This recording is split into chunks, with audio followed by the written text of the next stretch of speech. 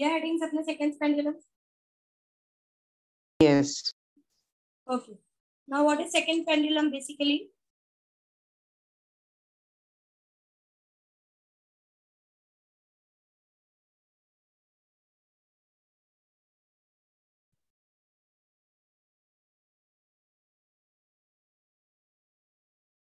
The pendulum which required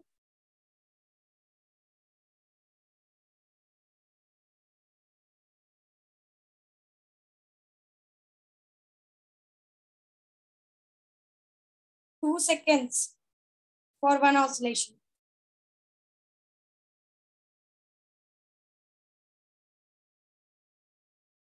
Is called second pendulum. मतलब उसका time period will be 2 second. For example अगर आप oscillation को इससे रिप्रेजेंट कर रहे हो तो 1 सेकेंड उसको ये कंप्लीट करने के लिए लगेगा और 1 सेकेंड उसको ये. This is very clear what I am saying. Yes. So the time period, जब the pendulum जिसका time period is 2 seconds, it is considered to be simple pendulum. Sorry, second pendulum. Is this very clear? Yes, miss. Okay. And we know that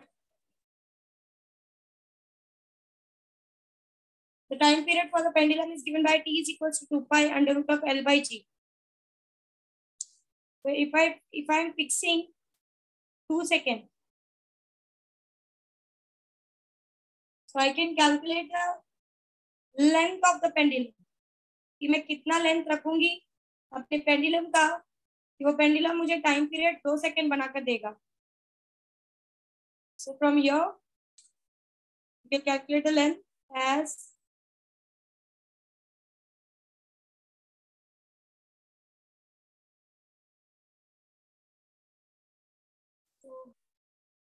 I will go for taking square.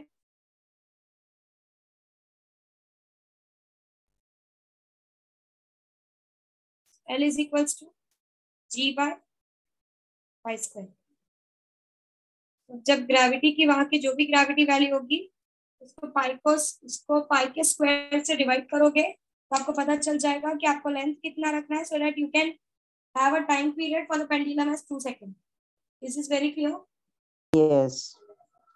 So from the pendulum concept it is clear that मिस जी और pi तो constant हो गया ना? yes, so you'll have a constant value for length.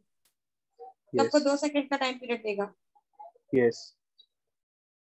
So there are 3 laws for which is observed from the pendulum. What are those laws? First law is called as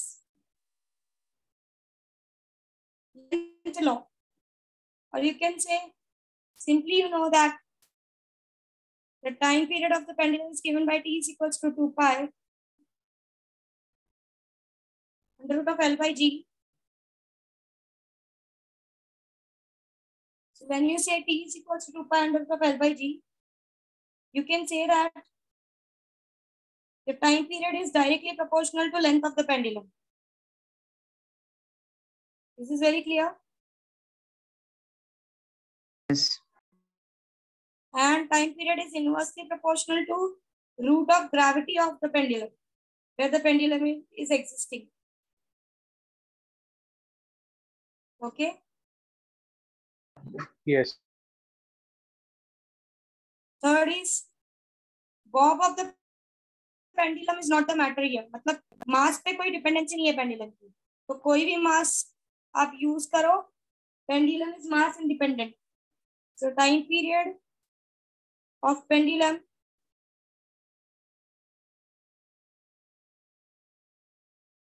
is independent of mass. अब बड़ा सा Bob लो, बड़े मास ज्यादा मास का, छोटे मास का Bob लो, उसको कोई फर्क नहीं पड़ता.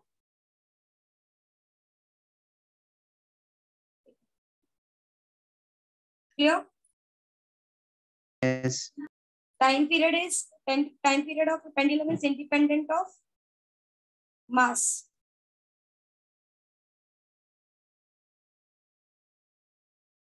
अगर एक पेंडुलम छोटे मास के लिए छोटा बॉब लिया है आपने, उसके लिए टाइम पीरियड 1 सेकंड दिखा रहा है। तो अगर आपने लेंथ सेम रखी है, तो अगर आप उस पर दूसरा बहुत हैवी मास लगा दो तो भी आपको वो सेम टाइम पीरियड दिखाएगा।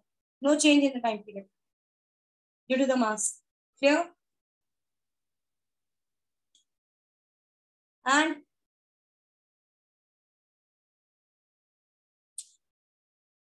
इवन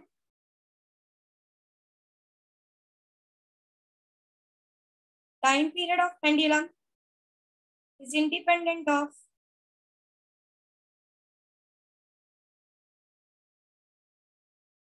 amplitude, but condition है amplitude छोटा होना चाहिए, there should be small amplitude।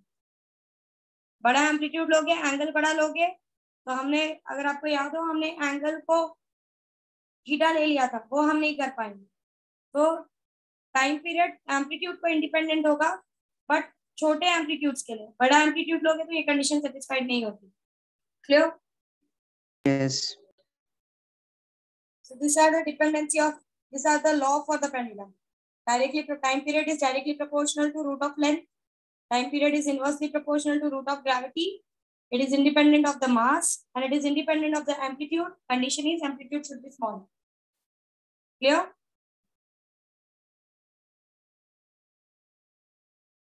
निकले लो second pendulum. Write it down.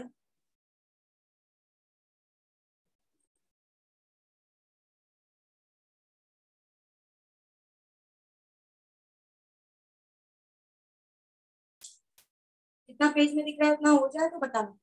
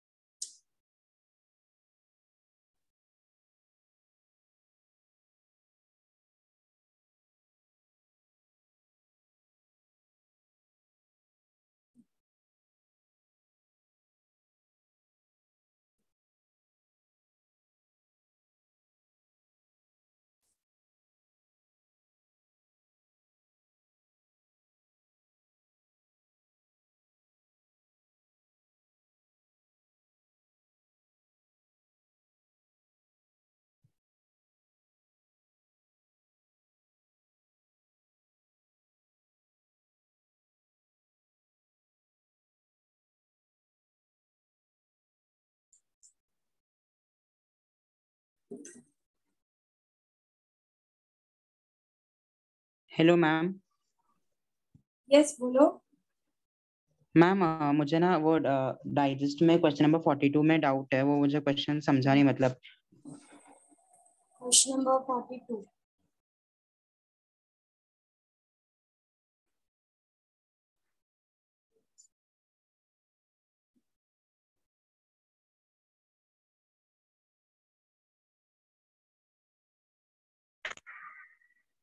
Okay, question number 42 में वो क्या बोल रहा है कि while completing its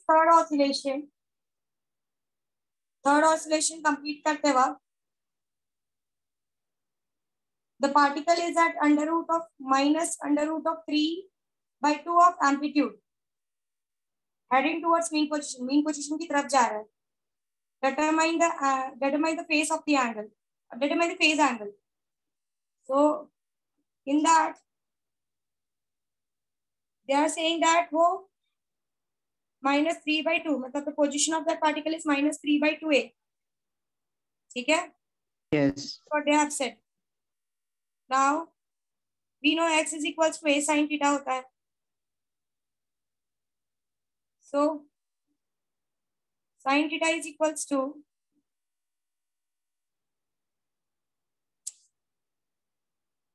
और x की वैल्यू -√3/2 दी है, राइट? So Yes. -3/2 -√3/2 आपकी थीटा की वैल्यू कब आती है? π/3. π/3 में.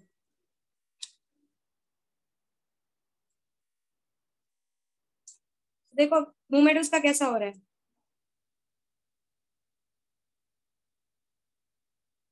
सो -√3/2 है, मतलब यहाँ पर है. मतलब आपका पहले ये यहाँ पर होगा, आपने यहाँ से यहाँ स्ट्रेच किया है और यहाँ से यहाँ स्ट्रेच करने के बाद वो यहाँ जाकर रिटर्न बैक आ रहा है, ऐसा जा रहा है. Yes. मतलब पाइप, अगर आप ये ध्यान दो, यहाँ से यहाँ तक के लिए ये वाला पार्ट कवर हुआ है, पॉजिटिव वाला, और यहाँ से यहाँ मतलब वो ये पॉइंट पे है, कहाँ ये कहीं यहाँ पर है. तो उसने टोटल कितना एंगल कवर किया हुआ है? ये पाई और ये π/3. समझो? So the Yes. sin theta you are getting is π plus π/3. समझे? Yes. Now what? So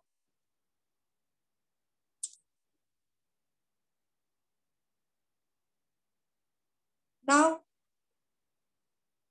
either you can take pi, either you will have this at π plus π/3, या फिर ऐसा भी बोल सकते हो कि ये पूरा 2π है. अगर 2π में से ये पूरा 2π होता है, राइट? Yes. तो 2π में से अगर आप π/3 माइनस कर दो तो भी will come to the same position, Yes. Right? So Yes. π plus π/3 होगा या फिर 2π minus π/3 होगा. Are you understanding? Yes, ma'am. So π plus π/3 और 2π minus 2π/3, अब मुझे दोनों में से कोई एक लेकर चलना है. But I know I am getting sin theta is negative, right? sin Yes. theta negative किस में होता है?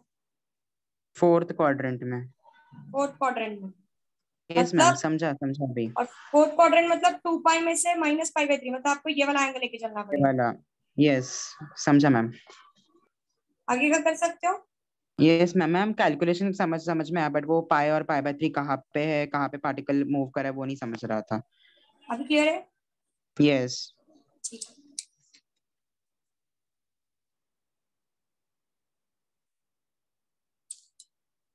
भाई कहाँ तक हो गया आपका? यहाँ तक हो गया क्या लिखते हैं? मैम हो गया पूरा लिख के. ये लॉ ऑफ सिंपल पेंडुलम हो गया सबका? Yes. What about other people apart from Akshay? Yes, ma'am. ठीक है. Let's move ahead. And give the next heading as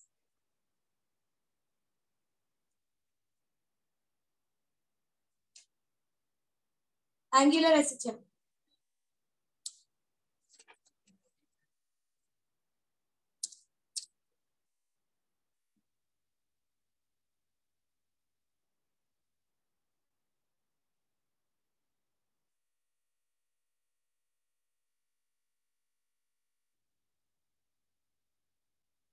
Angular SHM.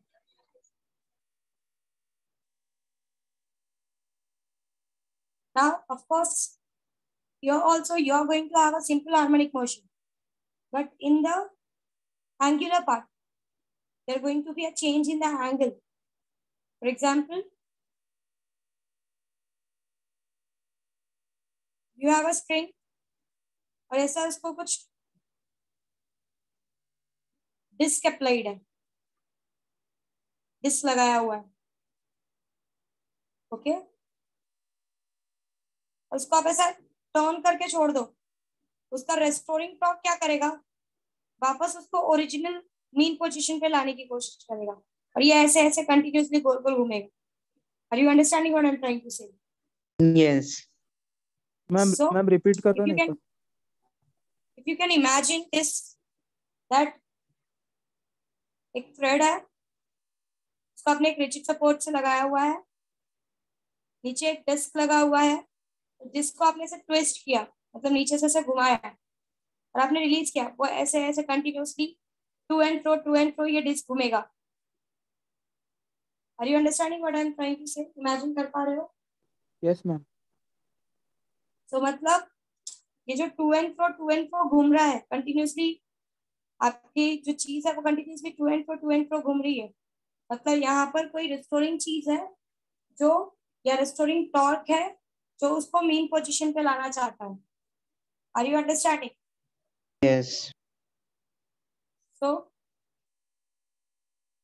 अगर समझो आपने टॉर्क लगाया है और उसका जो टॉर्क है वो जिस एंगल से भी आपने उसको घुमाया या जिस एंगल से भी आपने उसको टिल्ट किया, वो रिस्टोरिंग टॉर्क उसको अपोजिट डायरेक्शन में लाकर मीन पे लाने की कोशिश करेगा.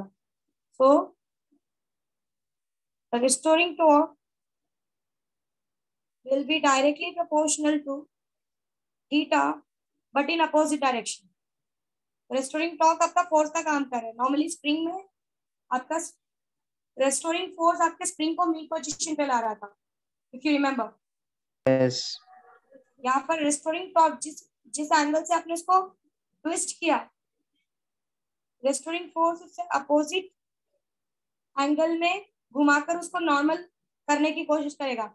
आप किसी भी चीज पर गोल गोल घुमा देते हो, देखो अगर जैसे आप हाथ निकालते हो वो वापस उसके अपोजिट डायरेक्शन में घूमना चालू कर देती है, मतलब जिस भी डायरेक्शन में आप टॉर्क लगाते हो उसके अपोजिट डायरेक्शन में टॉर्क लगकर चीजें ओरिजिनल एंगल पे आने की कोशिश करते हैं. तो जिस डायरेक्शन में आप ट्विस्ट करते हो, this theta is the twist that you are creating, जिस डायरेक्शन में भी आप ट्विस्ट करते हैं, रेस्टोरिंग टॉर्क उससे अपोजिट डायरेक्शन में लगकर उस ट्विस्ट को ठीक करने की कोशिश करता है.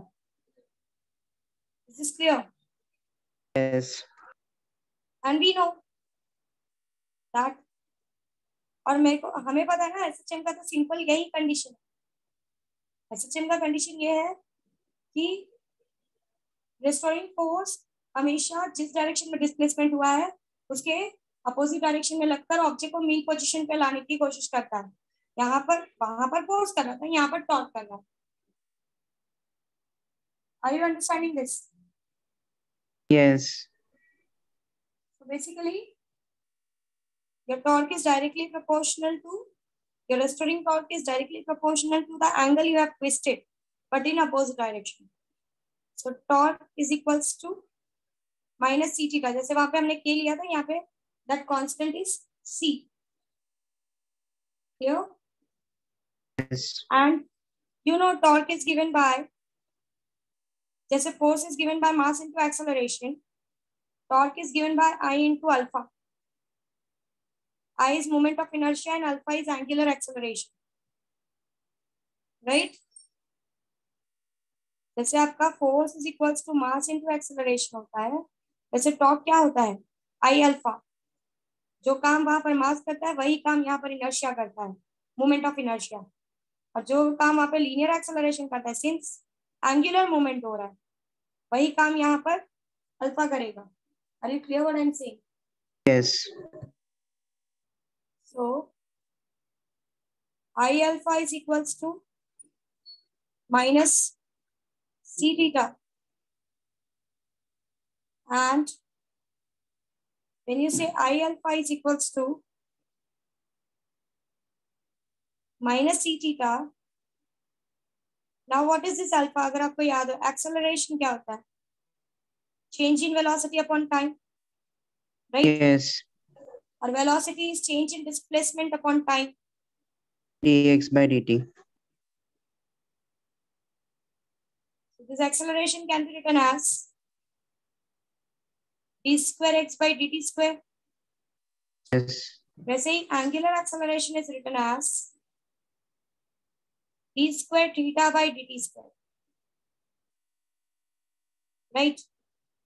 Yes. We'll substitute it here. So I into d square theta by dt square is equals to minus c theta. I को नीचे भेज दो. d square theta by dt square. ये माइनस इधर आएगा. पहले यहाँ पे भेजती हूँ minus c by I theta d square theta by dt square plus c by I into theta is equals to 0. देखो तुम्हारे पीछे के लीनियर एसएचएम जैसा ही कुछ दिख रहा है. बस लीनियर एसएचएम में it was something like this. d square x by dt square plus k by m x is equals to 0. Angular SHM में it is d square theta by dt square plus c by I into theta is equals to 0.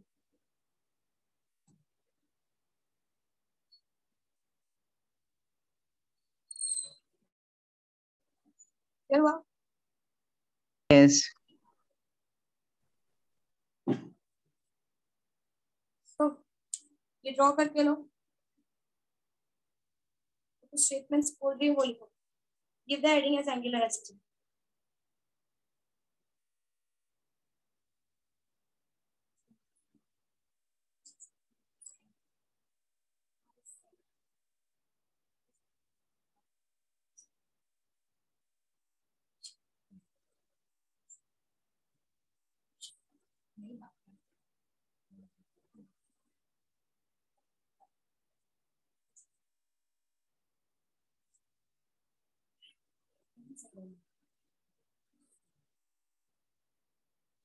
लिखो.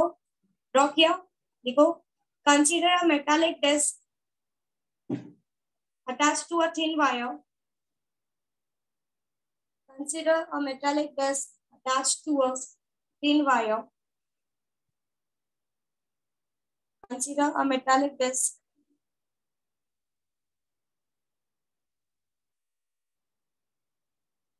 attached to a thin wire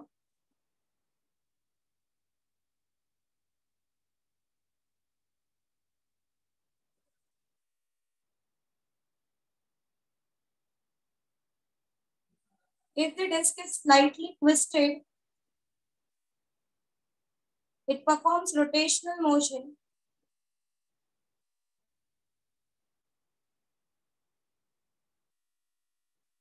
if the disc is slightly twisted.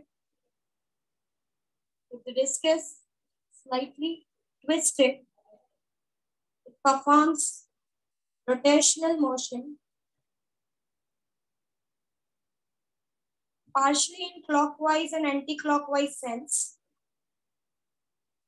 Partially in clockwise and anti-clockwise sense. Partially in clockwise and anti-clockwise sense.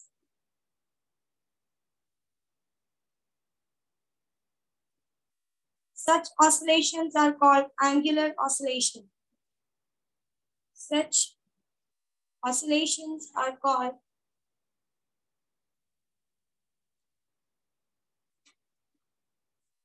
angular oscillation.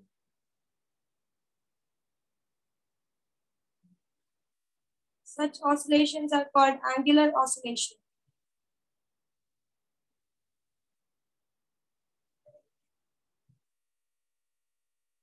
Done?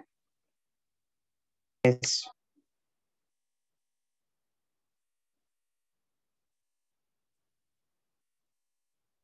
Next point. The motion is governed by restoring torque, which is always opposite to angular displacement. The motion is governed by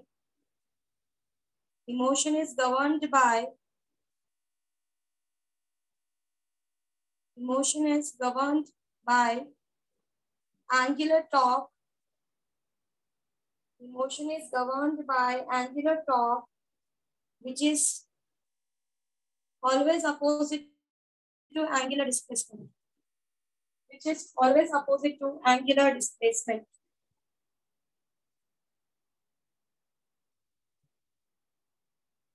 Angular displacement.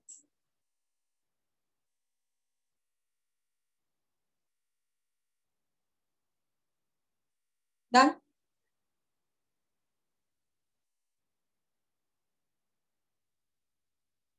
Yes, ma'am. उसके बाद ये लिख के ले लो. This part.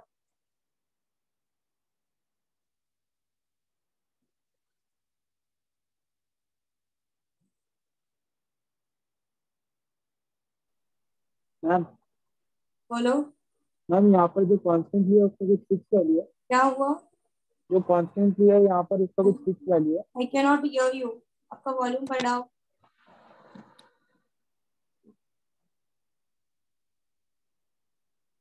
Hello. Ma'am Who जो was that?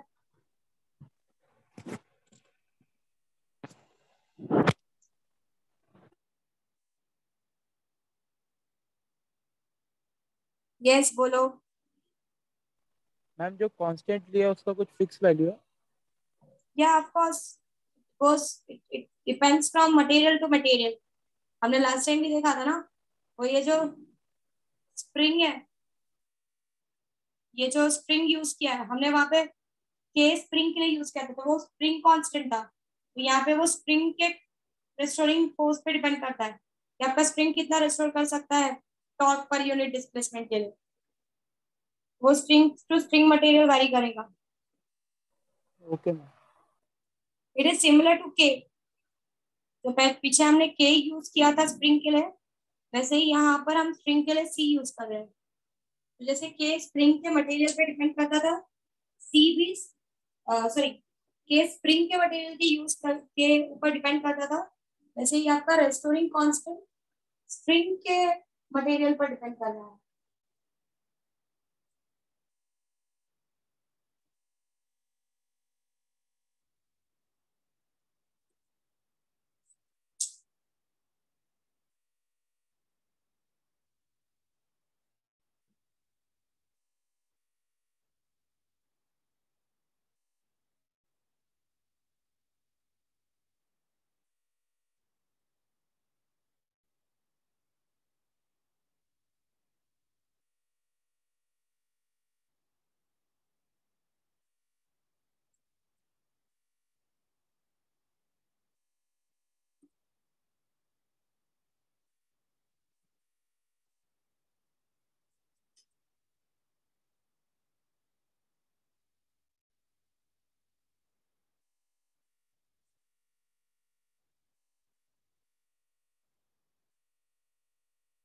ये क्या हो जाए तो बता रहा हूँ.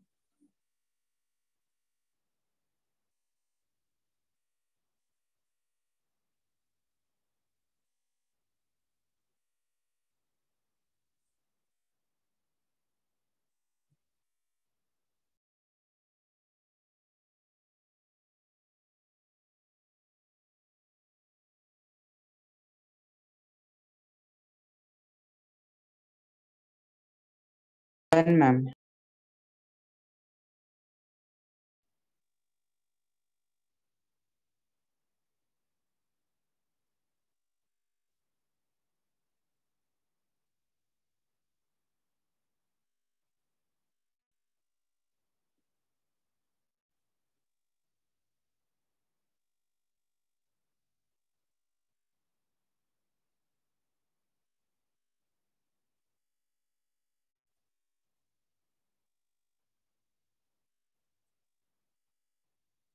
Once you're done, let me know.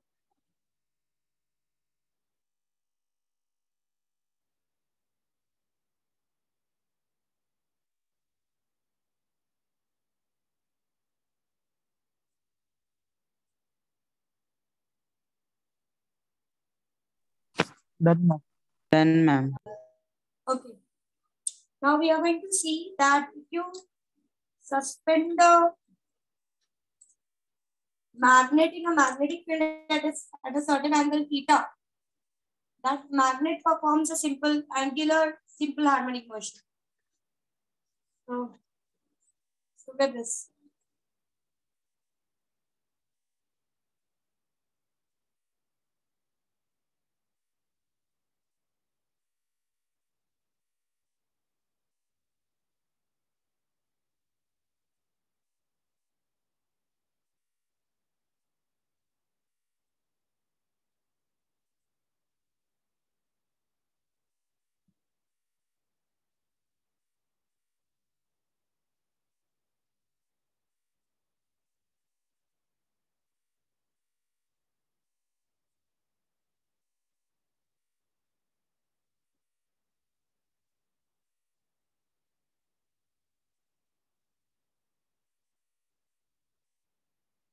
So let's say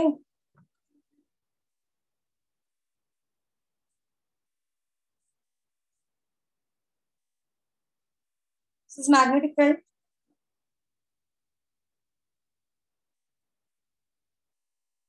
और इस मैग्नेटिक फील्ड में अगर आप एक मैग्नेट को डाइपोल मैग्नेट को फ्रीली सस्पेंड कर दो और वो थीटा बना रहा है आपके मैग्नेटिक फील्ड के साथ,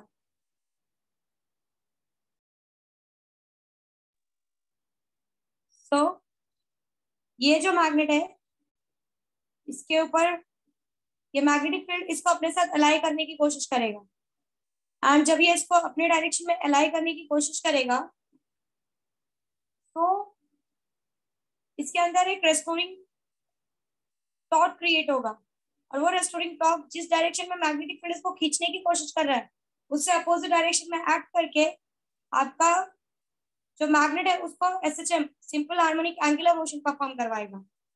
समझ में आ रहा है what I am saying? Ma'am एक बार रिपीट करो ना फिर से। आई सेड हम क्या कर रहे हैं, we are aligning our magnet freely, मतलब हमने एक मैग्नेटिक फील्ड में जिसकी डायरेक्शन इस तरीके से दी हुई है उसमें मैंने फ्रीली एक मैग्नेट रख दिया, और वो जो मैग्नेट है वो इस मैग्नेटिक लाइंस के साथ बाहर के मैग्नेटिक फील्ड के साथ वो मैग्नेट थीटा एंगल बना रहा है। क्योंकि बाहर की जो मैग्नेटिक फील्ड है वो आपके इस मैग्नेट को क्या करेगी, अपने डायरेक्शन में टॉर्क लगाएगी कि ये किसी तरीके से रोटेट होकर मैग्नेटिक फील्ड के डायरेक्शन में आ जाए। समझ रहे हो व्हाट आई एम सेइंग? समझा what I said? Yes ma'am. Again I am repeating, ये मैग्नेटिक फील्ड बाहर से मैंने एक मैग्नेटिक फील्ड बनाई है जिस मैग्नेटिक फील्ड का डायरेक्शन इस एरो से दिया है। इस बाहर की मैग्नेटिक फील्ड में मैंने एक मैग्नेट रखा हुआ है, उस मैग्नेट को मैंने फ्रीली एक एंगल पे रख दिया। वो एंगल मेरा जो मैग्नेट है वो बाहर की मैग्नेटिक फील्ड के लाइंस के साथ थीटा एंगल बना रहा है। ये समझा? यस। अब ये बाहर की मैग्नेटिक फील्ड क्या कोशिश करेगी कि ये जो मैग्नेट है ना, ये सिंस ये लाइंस को कट कर रहा है राइट, सो ये बाहर की मैग्नेटिक फील्ड ये कोशिश करेगी कि ये जो बार मैग्नेट है उसको वो किसी तरीके से ट्विस्ट करके मतलब टर्न करके अपने डायरेक्शन में मतलब अपने पैरेलल डायरेक्शन में अलाइ करे। ये समझा? Yes ma'am.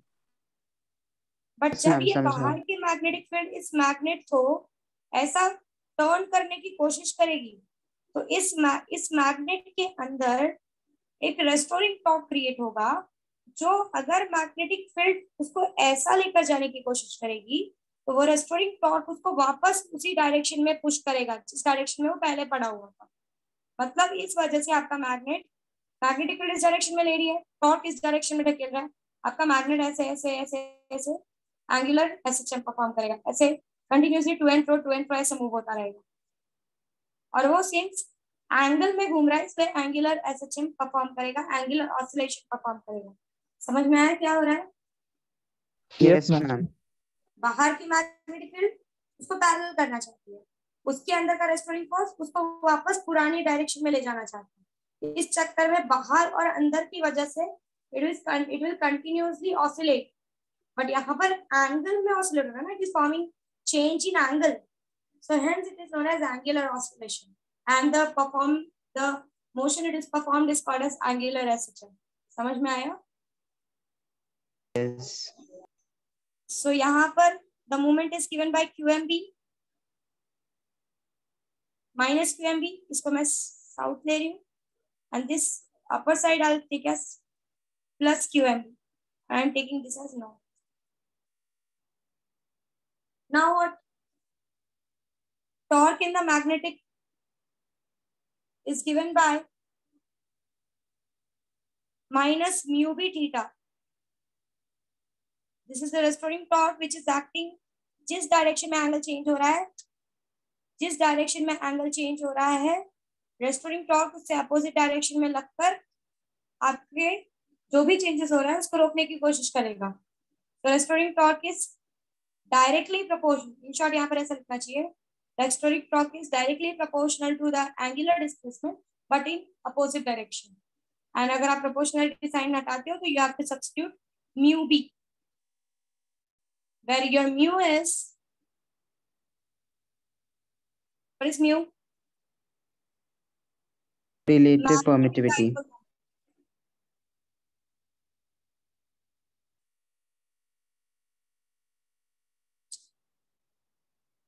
And V is magnetic field.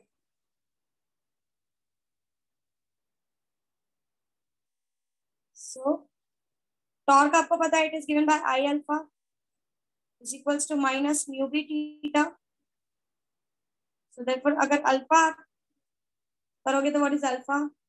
Alpha is minus mu b theta by I. अगर आपको याद हो T was टाइम पीरियड निकालना है एक ऑसिलेशन का, तो time period was 2 pi under root of, it was acceleration per unit displacement, but यहाँ पर angular हो रहा है तो it will be angular acceleration per unit angular displacement. याद है it was T is equals to 2 pi acceleration per unit displacement, ये याद आ रहा है लास्ट टाइम किया था? Yes. So here it will be angular acceleration per unit angular displacement. So T is equals to 2 pi under root of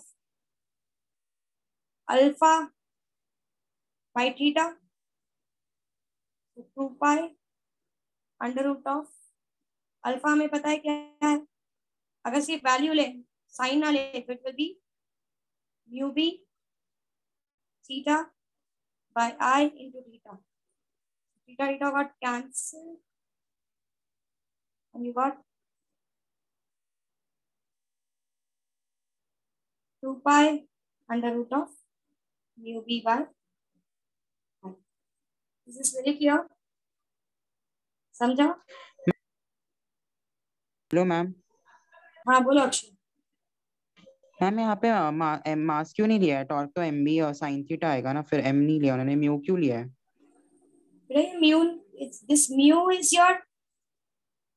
mu is your dipole moment. यहाँ पे magnetic dipole moment है ये mu. This oscillation we are talking about the magnet in a magnetic field. So we saw that कि जो restoring torque है depends on the magnetic dipole moment and the magnetic field. मतलब जो constant हम बीच में C और K ले रहे थे वो constant के लिए यहाँ पर mu भी दोनों responsible है, magnetic dipole moment और magnetic field दोनों. Is this very clear? Yes ma'am. I'm repeating it. हमने क्या किया है, एक मैग्नेटिक फील्ड में, that is in a magnetic field B, हमने एक फ्रीली सस्पेंडेड मैग्नेट रखा है एट एन एंगल थीटा, मतलब ये मैग्नेट आपके मैग्नेटिक फील्ड के साथ थीटा एंगल बना रहा है। ये मैग्नेटिक फील्ड ट्राई करेगा कि आपके मैग्नेट को अपने डायरेक्शन में ले आए। जब वो अपने डायरेक्शन में लाने की कोशिश करेगा, इसके अंदर एक restoring force restoring torque create होगा जो जिस डायरेक्शन में ये मैग्नेटिक फील्ड आपके मैग्नेट को लेके जाना चाहता है उससे अपोजिट डायरेक्शन में लाकर वापस उसको ओरिजिनल डायरेक्शन में लाएगा. So torque is directly proportional to जिस डायरेक्शन में एंगुलर डिस्प्लेसमेंट लग रहा है. Sorry, torque is directly proportional to angular displacement but in opposite direction. मतलब एंगुलर डिस्प्लेसमेंट इस डायरेक्शन में मैग्नेटिक फील्ड करना चाहता है और हमारा टॉर्क क्या करेगा, उससे अपोजिट डायरेक्शन में धक्का मारेगा सो दैट मेरा मैग्नेट, अगर मेरा मैग्नेटिक फील्ड उसको ऐसा टिल्ट करना चाहता है तो मेरा रेस्टिंग फोर्स उसको वापस अपने ओरिजिनल पोजीशन में ले जाने के लिए पुश करेगा. So torque is directly proportional to angular displacement but in opposite direction. Same आपके पीछे जैसा है, जैसे force was directly proportional to displacement but in opposite direction. Now torque in the magnetic condition is given by tau is equals to minus mu B theta. जहां पर पीछे जो काम के और सी कर रहा था वही कांस्टेंट का काम यहाँ पे म्यू भी कर रहा है, where mu is the magnetic dipole moment and b is the magnetic field. So torque is basically given by I alpha. I alpha is equals to mu b theta. अगर हम अल्फा कैलकुलेट करें तो it is minus mu B theta by I. हमको पता है t is equals to, that is time period is 2 pi under root of angular acceleration per unit angular displacement. Actually it was acceleration per unit displacement, but यहाँ पर angles में बात हो रही है. इट इज इसीलिए angular displacement per unit, sorry, angular acceleration per unit angular displacement. So when you substitute this t is equals to 2 pi under root of alpha by theta, आप alpha की value substitute करो, you will get t is equals to 2 pi mu b by I. Is this very clear?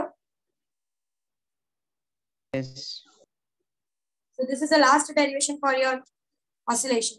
इसके आगे के सारे parts आपके deleted है. So give the heading as magnet suspended freely in a magnetic field. It performs angular SHM. And draw this diagram. Draw करके हो जाए तो बता.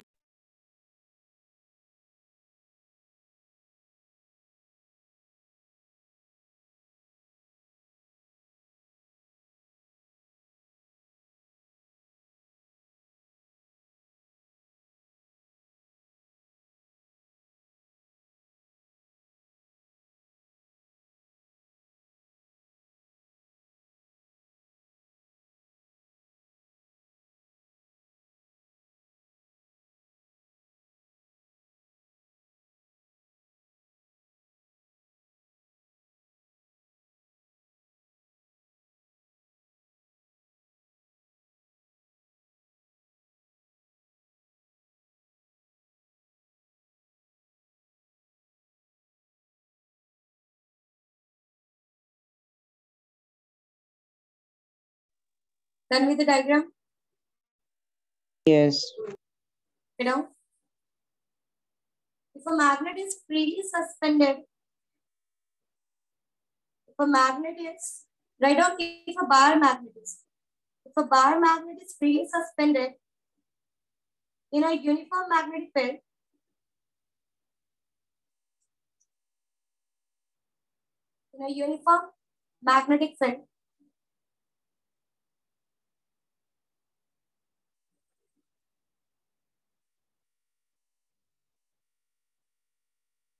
and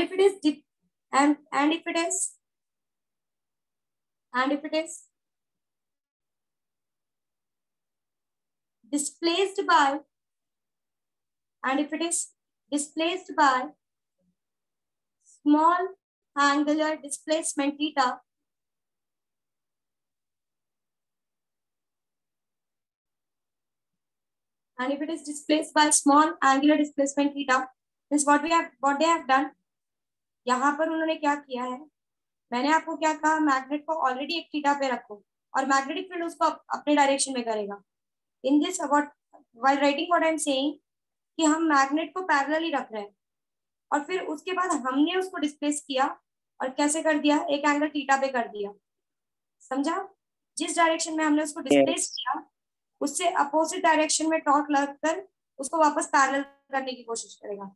या तो आप इस तरीके से पढ़ो या तो आप ऐसा बोल सकते हो कि एक एंगल थीटा पे रखा है, मैग्नेटिक फील्ड उसको अपने डायरेक्शन में लाने की कोशिश करेगा सो दैट मैग्नेट स्टेबल हो सके बट जिस डायरेक्शन में मैग्नेटिक फील्ड उसको लाने की कोशिश करेगा, रेस्टोरिंग टॉर्क उससे अपोजिट डायरेक्शन में लगकर वापस से उसको पीछे की डायरेक्शन मतलब ओरिजिनल डायरेक्शन में पुश करेगा. Anything is okay. Clear? So let's go to your textbook. According to your textbook, if it is displaced, if it is given a small angular displacement theta, the restoring torque is developed inside it. The restoring torque is developed inside it, which will act in opposite direction of angular displacement.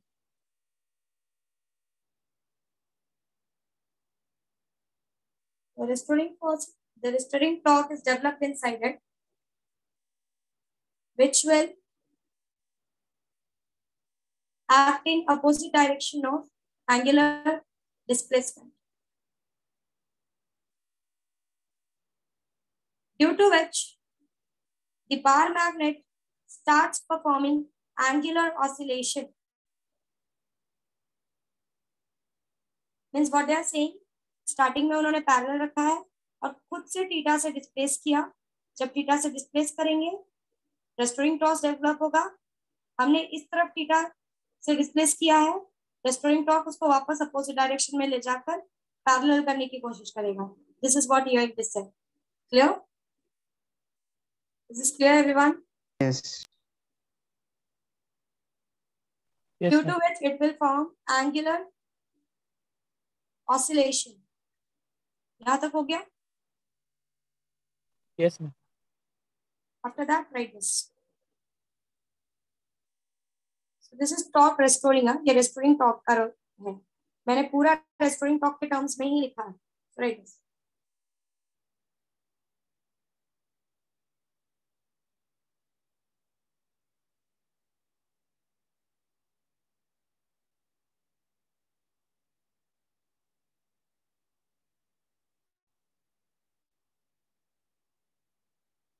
Ma'am बोलो.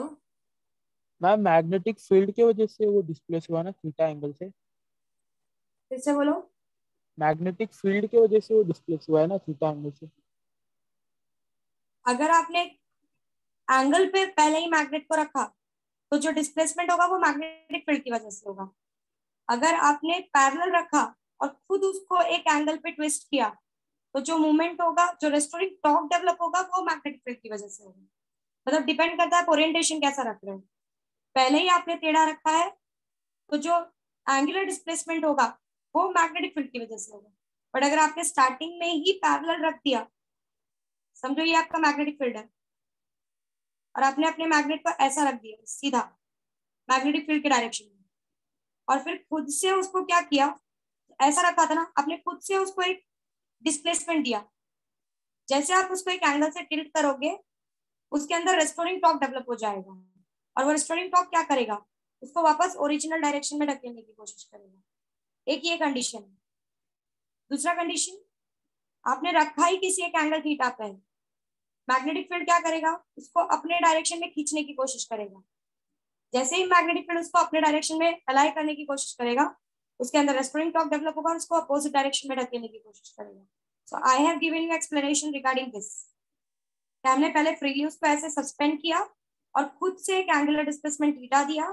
जब हमने angular displacement theta दिया, जब उसको हमने खुद से tilt किया तो उसके अंदर एक restoring force, restoring torque develop हुआ जो वापस क्या कर रहा है, उसको सेम ओरिजिनल जो पहले का डायरेक्शन था उसमें ढकेलने की कोशिश कर रहा है. Are you understanding this? Yes ma'am.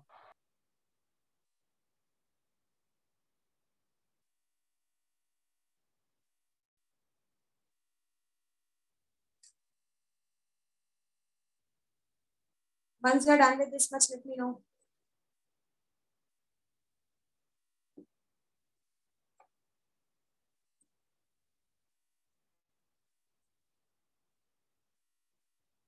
यहाँ पर आपका थियोरी कंप्लीट होता है ऑसिलेशन का.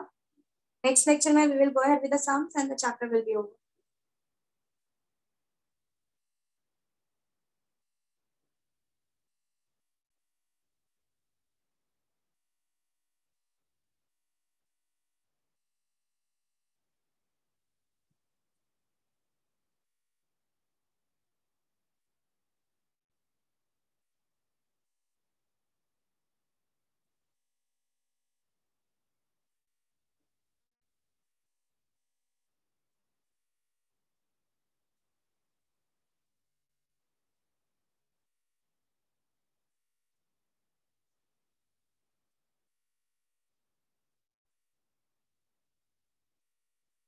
हो जाए तो बताना।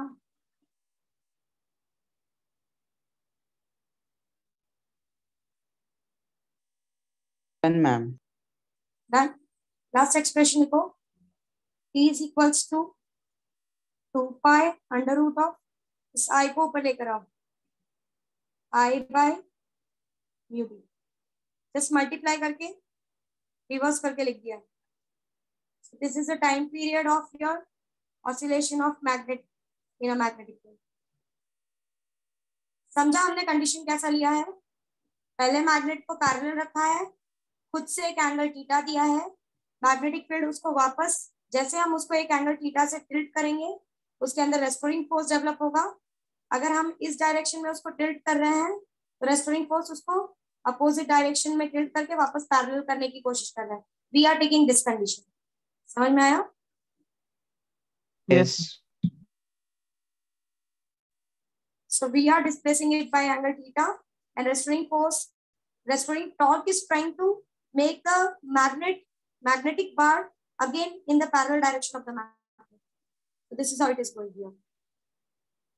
So ये restoring torque हमेशा जिस डायरेक्शन में डिस्प्लेसमेंट होता है उससे अपोजिट डायरेक्शन में एक्ट करके ऑब्जेक्ट को मीन पोजीशन पे लाने की कोशिश करता है, और जिस वजह से ऑब्जेक्ट जो है वो to and fro oscillatory motion perform करना शुरू कर देता है। सो एसएचएम बोलने के लिए ये बेसिक कंडीशन है कि आपका रेस्टोरिंग टॉर्क या रेस्टोरिंग फोर्स हमेशा डिस्प्लेसमेंट से अपोजिट डायरेक्शन में लगना चाहिए। दैट इज उसको उसका एक ही मेथड, मतलब उसका एक ही कंसेप्ट है कि हर बार मीन डायरेक्शन में अपने ऑब्जेक्ट को लेकर जाना। तो जिस डायरेक्शन में भी मीन होगा आपका रेस्टोरिंग टॉर्क हमेशा या रेस्टोरिंग फोर्स हमेशा आपके ऑब्जेक्ट को मीन डायरेक्शन या मीन पोजीशन पे ले जाने की कोशिश करेगा। और अगर ऐसा हो रहा है तो ही हम ऑसिलेशन को सिंपल हार्मोनिक मोशन के नाम से जानते हैं। Is this very clear? Yes अगर ऐसा नहीं हो रहा है, आपका रेस्टोरिंग फोर्स या रेस्टोरिंग टॉर्क चीजों को मीन की तरफ नहीं ले जा रहा है, बट आपको ऐसा दिख रहा है कि वो टू एंड फ्रो जैसा कुछ तो मोशन कर रहा है, तो उसको हम एसएचएम नहीं बोलेंगे, क्योंकि एसएचएम होने के लिए बेसिक कंडीशन है कि रेस्टोरिंग फोर्स और रेस्टोरिंग टॉर्क का डायरेक्शन मीन पोजीशन की तरफ होना चाहिए, कि आपका रेस्टोरिंग टॉर्क और रेस्टोरिंग फोर्स ऑब्जेक्ट को मीन की तरफ लेकर जाए, तो ही हम उस ऑसिलेशन को सिंपल हार्मोनिक मोशन के नाम से कंसिडर करेंगे, अदरवाइज नहीं करेंगे। भले वो मुझे दिख रहा है कि वो टू एंड फ्रो चल रहा है, बट उसका रेस्टोरिंग टॉर्क हेल्प नहीं कर रहा है टू एंड फ्रो के लिए, मतलब it's not a SHM. It can be oscillatory motion but it's not a SHM. This is very clear? To call something as SHM what is required? Yes, ma'am. So here the theory part of the chapter gets over. Next time we will complete with the sums and the chapter will be over. Bye everyone. Take care. Ma'am बोलो। Ma'am जब तक मतलब हम लोग खुद से उसको theta angle से डिस्प्लेस नहीं करेंगे तब तक वो एसएचएम में नहीं बोला जाएगा।